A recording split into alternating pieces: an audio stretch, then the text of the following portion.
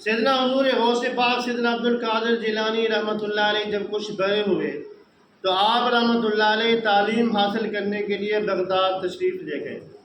آپ کی والدہ نے جو اس کے حصے میں 40 دینار آتے تھے وہ انہیں دیے، ان کی بغل میں گدری میں بغل کے نیچے سی دیے، اور جو قافلہ وہاں سے بغداد کی طرف جا رہا تھا اس کے ساتھ روانہ کر دیا، اور جاتے ہوئے بیٹے کو وصیت کی، اے میرے بیٹے ہمیشہ سچ بولنا، جھوٹ کبھی نہ بولنا۔ آپ رحمۃ اللہ علیہ اس قافلے کے ساتھ روانہ ہو گئے بغداد کی طرف۔ جب یہ قافلہ ہمدان کے قریب پہنچتا ہے تو اس قافلے پر ڈاکو حملہ کر دیتے ہیں، جن کی تعداد 60 تھی۔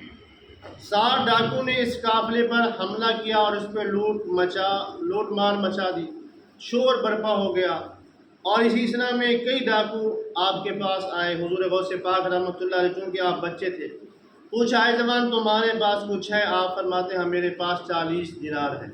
وہ سمجھتے کہ بچہ مذاق کر رہا ہے، چلے جاتے۔ یکے بعد دیگرے کئی ڈاکو آپ کے پاس آئے اور وہ چلے گئے۔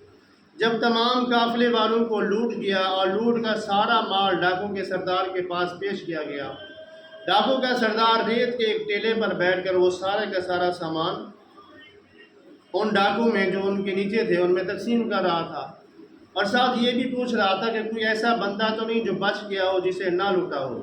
تو ڈاکو نے کہا حضور ایک ایسا بندہ ہے جو کہتا ہے میرے پاس 40 دینار ہے، بچہ ہے، ہمیں نہیں لگتا اس کے پاس 40 دینار ہو۔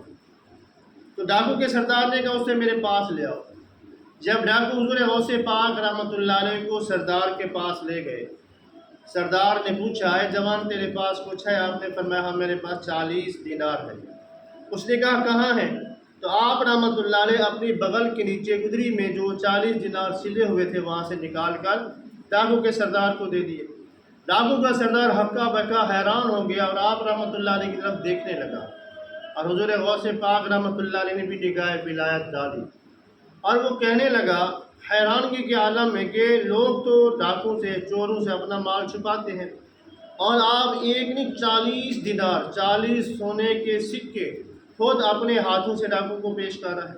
ڈاکو حیران ہے، لیکن آپ رحمۃ اللہ علیہ نے فرمایا یہ اس لیے کہ میری والدہ نے مجھے نصیحت کی کہ اے میرے بیٹے ہمیشہ سچ بولنا، کبھی جھوٹ نہ بولنا، تو اسی لیے میں نے اپنی والدہ کی حکم کی نافرمانی نہیں کی، اپنی والدہ کی حکم پر عمل کرتے ہوئے سچ بولا کہ میرے پاس یہ 40 دینار ہے۔ جب ڈاکو کے سردار یہ سنا، نگاہ ولایت اس پر پڑی، اس کی آنکھوں سے آنسو جاری ہو گئے، اور کہنے لگا تو اپنی ماں کے حکم کی نافرمانی نہیں کی، اپنے ماں کے حکم کی فرما برداری کر رہا ہے کہ ماں نے حکم دیا بیٹا ہمیشہ سچ بولنا، جھوٹ نہ بولنا، تو اپنی والدہ کے حکم کی فرما برداری کر رہا ہے۔ تو لیکن ہم جو ہے کئی سالوں سے اپنے رب کی نافرمانی کر رہے ہیں، وہ رب جو 70 ماہوں سے بھی زیادہ اپنے بندے سے محبت کرتا ہے۔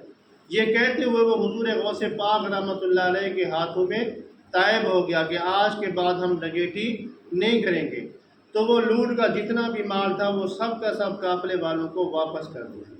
تو یہ سچ کی برکت تھی، اور سچ کی برکت کے ساتھ ساتھ حضور غوث پاک رحمۃ اللہ علیہ کی نگاہ ولایت تھی جو اس ڈاکو پر پڑی اور اس کی زندگی بدل دی، اور وہ ڈاکو سے نیک بن گیا اور اس نے سچے دل سے توبہ کر لی۔ نگاہ ولی میں وہ تاثیر دیکھی، نگاہ ولی میں وہ تاثیر دیکھی، بدلتی ہزاروں کی تقدیر دیکھی۔